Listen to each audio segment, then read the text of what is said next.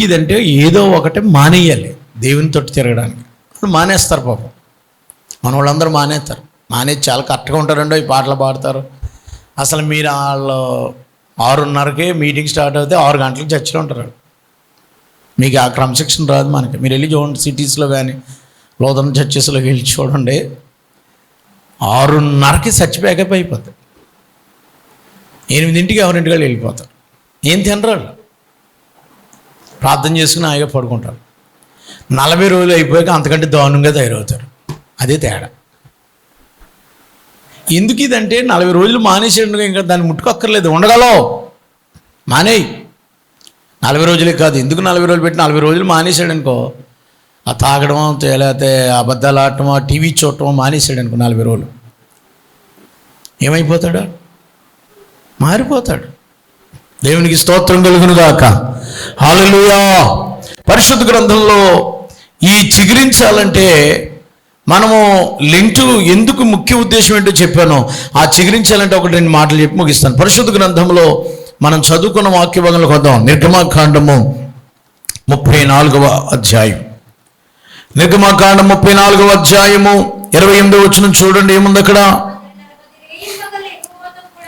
అతడు 40 రేయింబగళ్ళు యెహోవాతో కూడా అక్కడ ఉండినమ్మా. 40 రేయింబవళ్ళు ఎవరితో ఉన్నాడు? ఎవరితో ఉన్నాడమ్మా ఆయన? 40 రేయింబగళ్ళు దేవునితో కూడా ఉండెను. ఎందుకు ఈ సిలువ ధ్యానం మనం పాటించాలి? అక్కర్లేదు, ఆచారంగా అయితే అక్కర్లేదు. 40 రోజులు చేసిన మరలా పూర్తి పాపం అయిపోతే చేయక్కర్లేదు, మానే. దానికంటే మానే. ఎందుకు 40 రోజులు భక్తి అక్కర్లేదు. జీవితకాలము ఉంటావని ఈ 40 రోజులు పెట్టారు. ఈ 40 రోజులు కనీసం దేవునితో ఉంటావని. ప్రతి రాత్రి నువ్వు దేవునితో ఉన్నావు అనుకో, టీవీ బంద్ అయిపోద్దిగా. మోషే 40 రోజులు రేయింబగళ్ళు అక్కడ సీనాయి కొండ మీద దేవునితో ఉన్నాడు. యెహోవాతో కూడా అక్కడ ఉన్నాడు ఆయన. ప్రియులారా, యెహోవాతో కూడా ఏంటి 40 రోజుల ఉద్దేశము? ఉపవాసం ఉన్నానని మొన్న ఒక ఆయన అన్నాడు, ఏమండి ఆవిడ 40 రోజులు ఉపవాసం చేస్తున్నాడు, కనీసం దెబ్బలాడొచ్చండి. 40 రోజులు ఉంది కదండి ఆవిడ, అలా దెబ్బలాడొచ్చండి అంటున్నాడు. అంటే 40 రోజుల్లో దెబ్బలాడకూడదు అనమాట. ఎంత నిష్ట చూసారా? తర్వాత దెబ్బలాడతారు. ఎంత మంచి మాట అండి. అంటే ఒక భక్తిలో ఉంది కదా. ఈ భక్తి 40 దినముల మట్టుకు కాదు, జీవితకాలం. 40 రోజులు దేవునితో కూడా ఉంటే జీవితకాలం ఉంటామని పెట్టారు.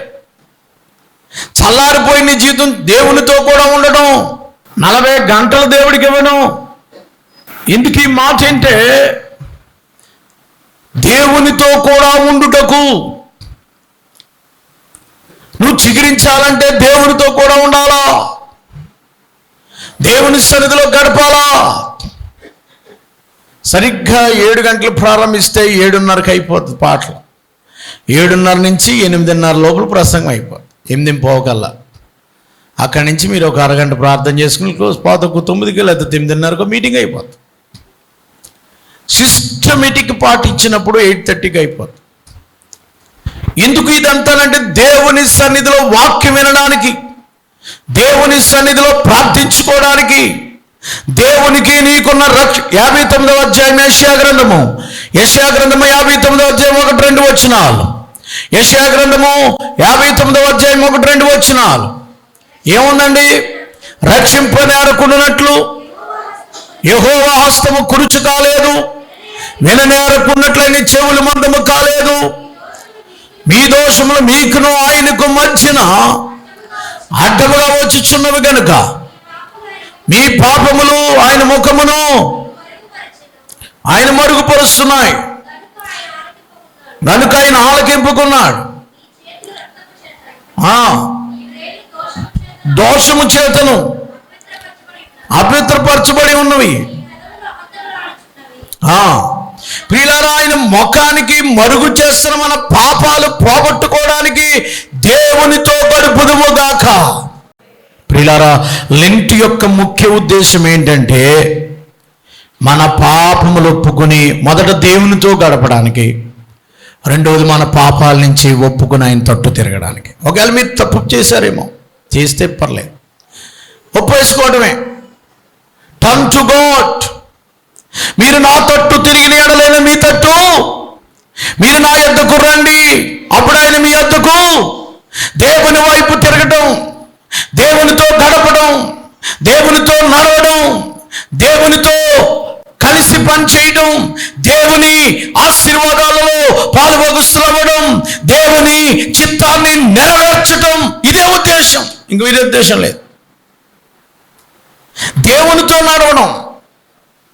పరలోక రాజ్యం చేరాలంటే దేవునితో నడవాలి కదా. ఒకవేళ దేవునికి విరుద్ధమైన పాపం ఏదైనా ఉంటే అది ఒప్పుకోవడానికే ఇది. దీనికి సిలువ అని పేరు పెట్టారు, సిలువ ధ్యానములు. ఎందుకనంటే సిలువే మనకి ప్రాధాన్యమైంది. సిలువలో మనం పొందవలసిన ఆ శాపగ్రస్తమైన, ఆ పాపభరితమైన ఆ శిక్ష యేసుక్రీస్తు ప్రభువారు సిలువలో మన కొరకు భరించారు కనుక సిలువకు గొప్ప విలువ వచ్చింది. అందుకే యేసు ప్రభువు చెప్పారు, ఎవడైనా నన్ను వెంబడింపకోని ఎడల వారు తమ్ము సిలువెత్తుకొని నన్ను వెంబడించాలి. అంటే దేవుని సిలువను వెంబడించాలి, సిలువను ధ్యానం చేయాలి, దేవుని కొరకు జీవించాలి. కొంతమంది సిలువ మెళ్ళ వేసుకుంటారు, కొంతమంది గుర్తులు ఇలాగ కిటికీల మీద గోళ్ళ మీద పెట్టుకుంటారు, కొంతమంది సెంటర్లో పెడతారు. అక్కడెక్కడ పెట్టడం కాదు, సిలువని హృదయంలో ఉంటే చాలు కదండి. గుడిలో కంటే సిలువ, నీ మెడలో కంటే సిలువ, బ్రతుకులో ఉంటే విలువ. గుడిలో కంటే మెడలో కంటే బ్రతుకులో ఉండాలా. సిలువంటే తగ్గింపు, సిలువంటే క్షమాపణ, సిలువంటే యేసు ప్రభువును కలిగి ఉండటం. సిలువకి ఎందుకంత ఘనత వచ్చిందంటే యేసు ప్రభువు సిలువ భారాన్ని మొయ్యడాన్ని బట్టి. ఆ సిలువలో దేవుడికి ఇచ్చిన క్షమాపణ, మన మీదకు రావలసిన ఆ శిక్షను తొలగించిన, నిన్ను ప్రేమించిన విధానము సిలువలో కనిపిస్తుంది. సో మొదట దేవునితో గడపటం తగ్గిపోయింది నీకు. చాలామంది డైలీ ప్రేయర్స్ ఆగిపోయాయి, అనుదిన ప్రార్థనలు జరగట్లేదు. కనీసం ఈ 40 దినాలలో నువ్వు అలవాటు చేసుకుంటావని, 40 రోజులు అలవాటు అయిపోయింది అనుకోండి, 6 నెలలు సహవాసం చేస్తే వారే వీరవుతారా, వీరే వారు అవుతారా? 10 మన ఎడ్వర్డ్ గారు చెప్పినట్టు ఉన్నారు, 10 మంది దుష్టులతో ఒకడు సహవాసం చేశాడు అనుకోండి, ఏమవుద్ది? మాట్లాడట్లేదు. 10 మంది దుర్మార్గులతోటి, 10 మంది దరిద్రులతోటి, తాగుబోతులతో, మూర్ఖులతో సహవాసం చేసి, అన్ని అలవాట్లు ఉన్నవాడితో సహవాసం చేస్తే ఈడు ఆళ్ళలోకి వెళ్తే ఆడేమవుతాడమ్మా? వాళ్ళలో కలిసిపోతాడు. మీ భయం కదా, వాళ్ళతో తిరిగేస్తున్నాడని మా డాడీ గడ అన్నాడు. ఎవరితో తిరుగుతున్నాడు? పాడైపోతాడనే కదా భయం. 10 మంది మంచోళ్ళతో తిరిగాడు అనుకోండి, 10 మంది పరిశుద్ధులతో, ఈ 90 పరిశుద్ధులు, ఈ ఒక్కడే చెడ్డోడు, అప్పుడు ఈడేమవుతాడు? మాట్లాడట్లేదు మీరు. 10 మంది పరిశుద్ధులతో మీరు గడవండి. అలాగే సేమ్ రివర్స్ అంతే కదా. 10 మంది మంచోళ్ళతో ఉంటే, 10 మంది ప్రార్థనా పరులతో ఉంటే, 10 మంది 40 దినాలు ప్రార్థన చేసుకుని దేవునితో గడిపులతో ఉంటే నీ అబ్బాయి ఏమవుతాడు? నీ అమ్మాయి ఏమవుద్ది? నీ బ్రతికేమవుతుంది? నువ్వైనా నేనైనా 10 రోజులు దేవునితో ఉంటే దేవుళ్ళలాగా మారిపోతాం అంతే. చప్పలు కొట్టిగా దేవునికి స్తోత్రం చెల్లిద్దాం. ఆయనతో సహవాసం చేస్తే మొదటిది దేవునితో గడపడానికి, రెండవది మన పాపాలు ఒప్పుకోవడానికి, మూడవది దేవుని సమరూపముగా మారడానికి. క్రీస్తు స్వరూప్యము మీ యందు ఏర్పడవలెనని నేను ప్రసవ వేదన పడుచున్నాను అంటున్నాడు అపోస్తలుడైన పౌలు గలతీయులకు రాసిన పత్రికలో.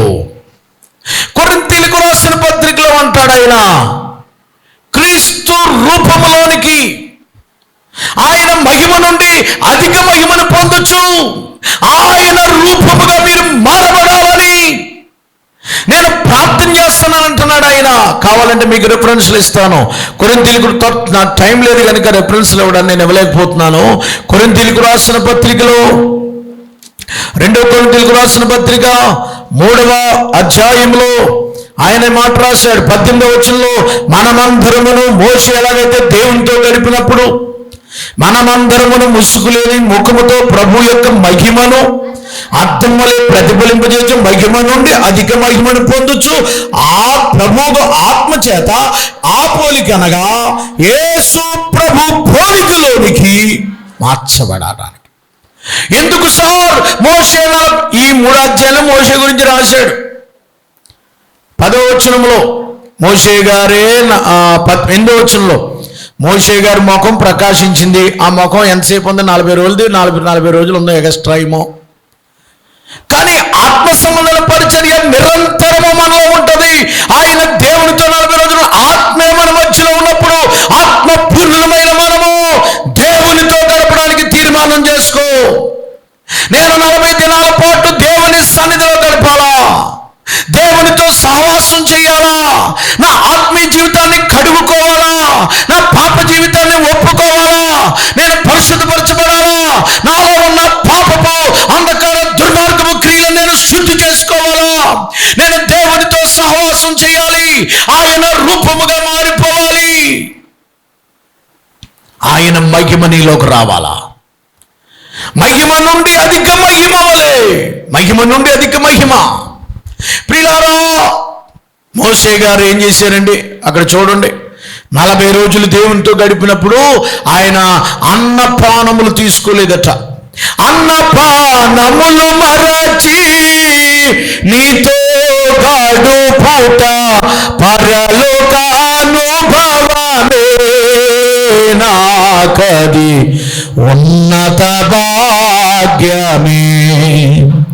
అన్నపానములు మరచి నీతో గడుపుట పరలోక అనుభవమే నాకది ఉన్నత భాగ్యమే. యేసయ్యా యేసయ్యా యేసయ్యా యేసయ్యా యేసయ్యా యేసయ్యా.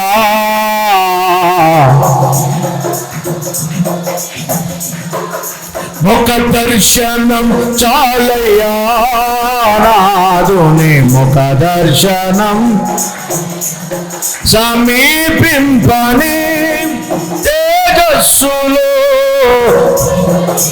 నా దైవమా, సమీపించని తేజస్సులో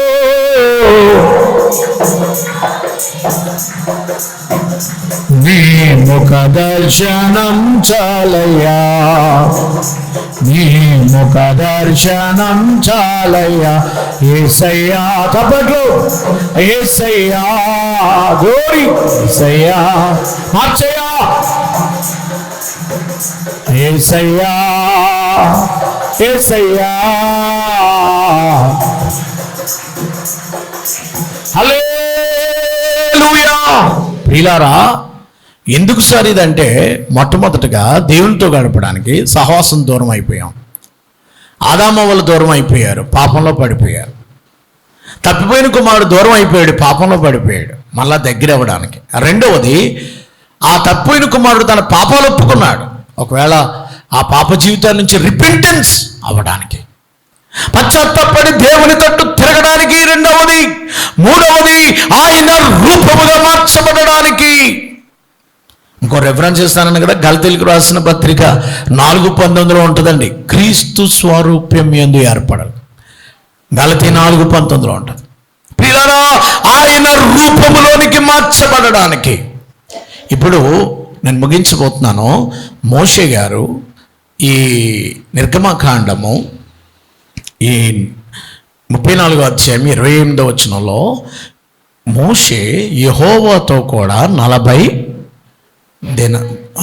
రేయింబళ్ళు అక్కడ ఉండేను. 40 రేయింబళ్ళు మీరు ఉండలేరు, డ్యూటీలు కదా. ఏమండి, ఎక్కడ ఉంటాం, మాకు ఎక్కడ కుదురుతుంది? ఇప్పుడు మోషే యొక్క ఆ 40 రోజులు గడిపినప్పుడు ఆయన ఉపవాసంతో ఉన్నాడట.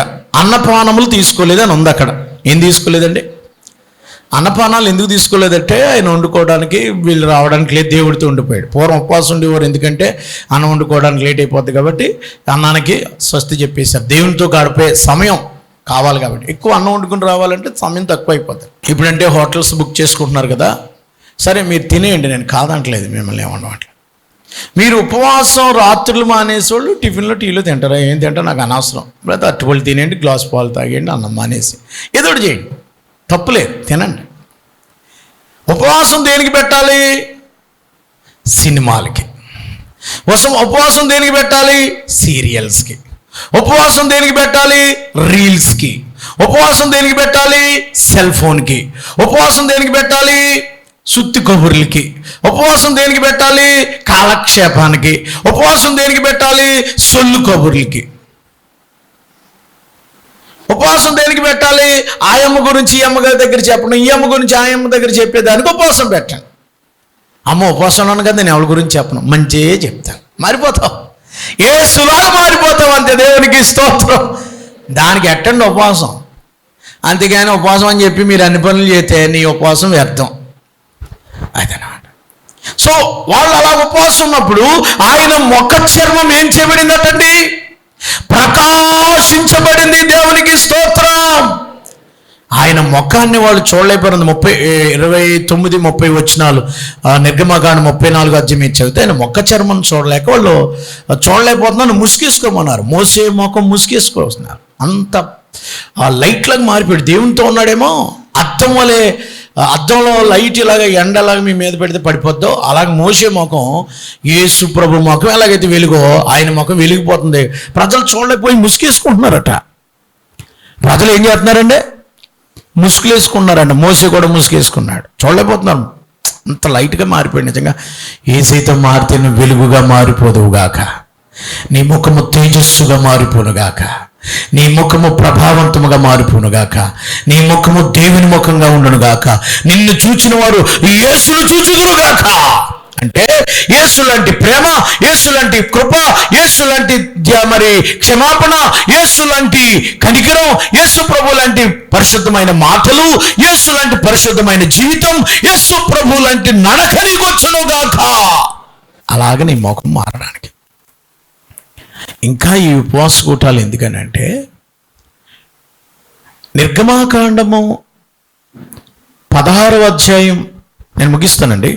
నిర్గమకాండము 16వ అధ్యాయంలో 34వ వచనంలో అక్కడ వారు ఆఖరి వచనంలో 30 దేశమునకు 40 ఏళ్ళు అరణ్యంలో నడిచారు. ఎక్కడ నడిచారు? 40 ఏళ్ళు అరణ్యంలో. ఎందుకో తెలుసా? దేవుడు 40 సంవత్సరాలు, 40 అనే దానికి ప్రాముఖ్యత చెప్తున్నాను. ఒకటి మోషేది, రెండవది 40 రోజులు ఇశ్రాయేలీయులు అరణ్యంలో దేవుడు ఎందుకు నడిపించాడు తెలుసా? దేవుడు వారికి ఏమిస్తానన్నాడు? కానాను దేశం. కానాను ఇప్పుడు మనకేమిస్తున్నాడు దేవుడు? వాళ్ళ కానాను. మనకేంటి? పరమలోకం, పరమ కానాను ఉంటుందండి. పరలోకం, పరమ కానాను. 40 సంవత్సరాలు దేవుడు వారిని పాపాలు చేయకుండా, వారి తప్పులు సరిదిద్దడానికి, వారికి నీళ్లు లేకుండా చేసి, వాళ్ళకి ఆహారము ఆయన పంపించి, వాళ్ళు తప్పు చేస్తుంటే వాళ్ళకి తాపకరమైన సర్పాలు పంపించి, శిక్షలు చూపించి, ఆజ్ఞలు ఇచ్చి, పరమ కానానికి సిద్ధపాటు చేశాడు దేవుడు. గట్టిగా తప్పులు కూడా దేవునికి స్తోత్రం. ఈ 40 రోజుల్లో పరలోకం వెళ్ళడానికి సిద్ధపడడానికి ఈ కోటాలు ఉపయోగపడును గాక. అందుకు సిద్ధపడాలను. రోజుకో వాక్యం నేను మాట్లాడుతుంది, రోజుకో పాట నేను హెచ్చరిస్తుంది, రోజుకో ప్రార్థన నేను బలపరుస్తుంది. అందుకని 40 రోజుల పాటు నువ్వు సిద్ధపడుతూ ఆ దేవుని రాజ్యానికి వెళ్ళడానికి. అర్థమైంది కదండి? ఇక ఆఖరిది చెప్పి ముగిస్తాను. 40 రోజులు ఎందుకంటే నీవు చిగురించటానికి, ఫలించటానికి. ప్రియులారా, మత్తయి సువార్త 4వ అధ్యాయం 1లో, లోకాసు సువార్త 4వ అధ్యాయం 1లో యేసు ప్రభువారు 40 రోజులు ఉపవాస ప్రార్థన చేశారు. ఎన్ని రోజులు చేశారు యేసు ప్రభువారు? అక్కడి నుంచి వచ్చింది ఇది. యేసే చేశాడు, మోషే చేశాడు, ధర్మశాస్త్రం పట్టుకొచ్చాడు. యేసు ప్రభువారు చేశారు. 40 రోజులు ఉపవాసం చేయడం ద్వారా ఆయన అపవాదిని ఎదిరించారు. నిన్ను వెనక్కలాగే నిన్ను పాపంలో పడేసే ఆ సాతాను క్రియలు ఎదిరించాలంటే ఉపవాస ప్రార్థన వల్లే కానీ మరి దీనివల్ల పాపం బయటపడడం. ప్రభా, ఈ అబద్ధం మానలేకపోతున్నానయ్యా, నాకు సాయించి. ప్రభా, ఈ అమ్మాయిలను చూసి అబ్బాయిలను చూసే బతుకు మారట్లేదయ్యా, వ్యభిచార బతుకు మారట్లేదయ్యా. ప్రభా, యూట్యూబ్లో ఈ అశ్లీల చిత్రాలకు అలవాటు పడిపోయిన ప్రభా, ఫోనోగ్రఫీ అని క్షమించు.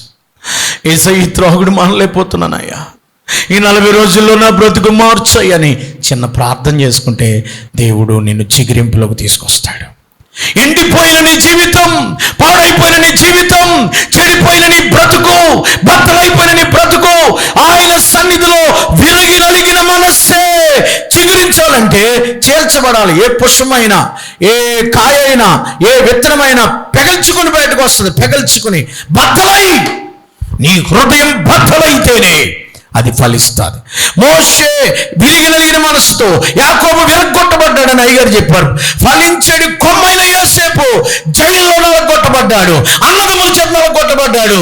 విరగాలి, వెలగొట్టినప్పుడు అతడు ఆశీర్వాదం చూశాడు. పాపాత్ములైన స్త్రీ ఆ యొక్క పాదాల మీద తన హృదయాన్ని విరగొట్టుకుంది యేసు పాదాల దగ్గర. సమరయ స్త్రీ కుండను బద్దలు కొట్టింది, ఆశీర్వాదం చూసింది. ఈ కూటాలలో విరిగి నలిగిన మనస్సు, దీన మనస్సు, పశ్చాత్తాప మనస్సు, పరిశుద్ధమైన మనస్సు దేవుడు నీకు ఇవ్వాలంటే నువ్వు ఆయనతో గడపాలి.